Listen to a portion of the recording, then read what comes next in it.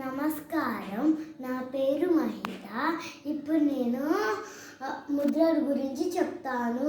పతాకము, త్రిపతాకము, అర్ధ పతాకము, కత్తరి ముఖము, మయూరము, అర్ధచంద్రము, అరాళము, శుకతుండము, ముష్టి, శిఖిరము, కపిత్తము, కతకాముఖము, సూచి, చంద్రకళ, పద్మకోశము, సర్పశీర్షము, మృగశీర్షము, సింహముఖము,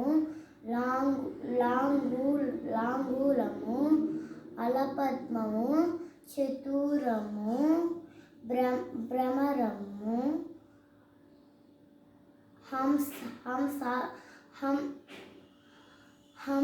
హంసాస్యము, హంసపక్షము, సందంశము, ముకులము, తామ్రచూరము, త్రిశూలము. వీటిని హసంయుత హస్తాలు అంటారు. 28 ఉంటాయి.